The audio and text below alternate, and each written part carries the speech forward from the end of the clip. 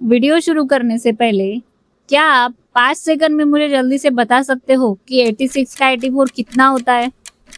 Answer है 7224। मुझे पता है कि आप में से बहुत सारे लोग इसे 5 सेकंड में निकालने में स्ट्रगल करते होंगे, लेकिन मैं मेंटल मैथ की एक ऐसी सीरीज बना रही हूँ और इस सीरीज को पूरा करने के बाद थोड़ी सी प्रैक्टिस के साथ आप ऐसे कैलकुलेशंस कैलकुलेटर से भी तेज कर पाओगे और अपने दोस्तों को अमेज कर दोगे।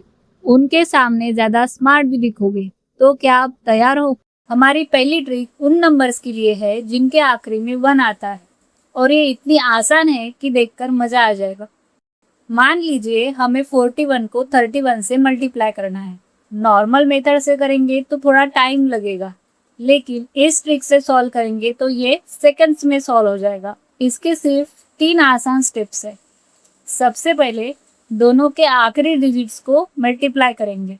1 इंटू 1 इक्वल टू 1। फिर से पहले वाले डिजिट्स को आपस में जोड़ देंगे। 4 प्लस 3 इक्वल टू 7।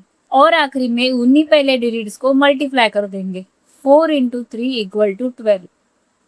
अब इन तीन हिस्सों को लाइन से रख देंगे। 12, 7, 1 और आंसर आ गया 1271। देखा कितना फास्ट? और एक एग्जाम्पल से ट्राई करते हैं। 51 इंटू 21। फिर से वही स्टेप्स फॉलो करेंगे।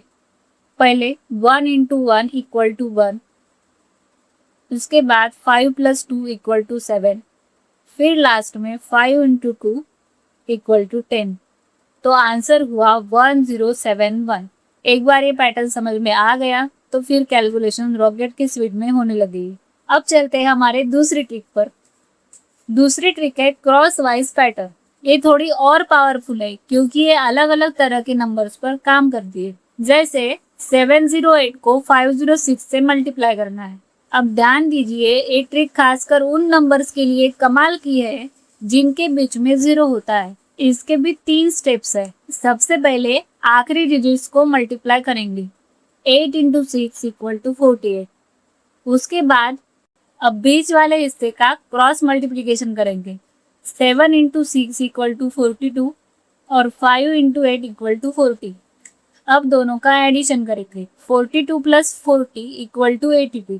अब लास्ट में पहले डिजिट्स को मल्टीप्लाई करो। 7 इंटू 5 इक्वल टू 35। अब तीनों हिस्सों को साथ में रख दो। 35, 82 एंड 48। फाइनल आंसर हुआ 358248।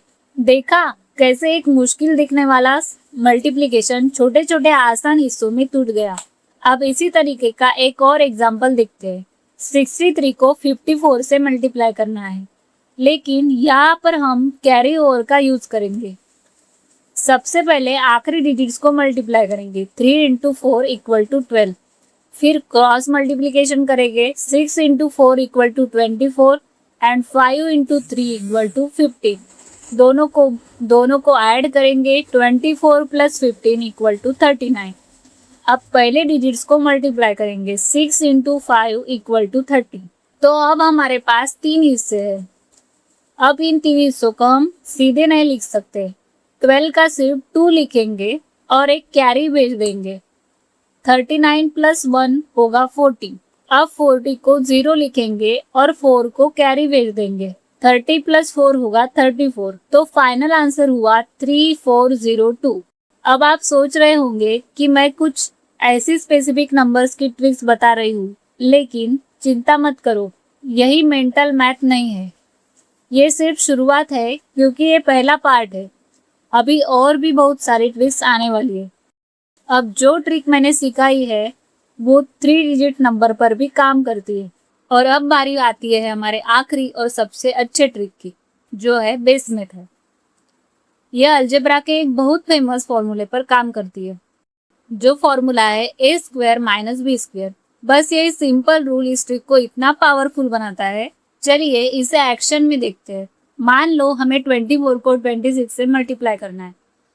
अब ध्यान से देखिए, दोनों नंबर्स एक कॉमन बेस के करीब है और वो बेस है 25। 24 को हम असल में ऐसे लिख सकते हैं 25 माइनस 1 और 26 को 25 प्लस 1।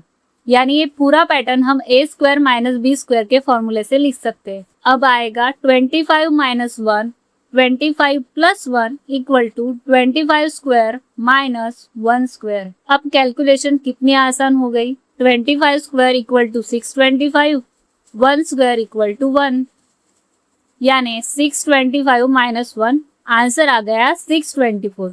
अब कमेंट्स में बताओ 89 का 81 कितना होगा। आप अब सच में एक ह्यूमन कैलकुलेटर की तरह कैलकुलेशंस करने लगे हो। और आखिरी में इन ट्रिक्स की प्रैक्टिस करना मत भूलना। जितनी ज्यादा प्रैक्टिस करोगे उतने फास्ट बनोगे।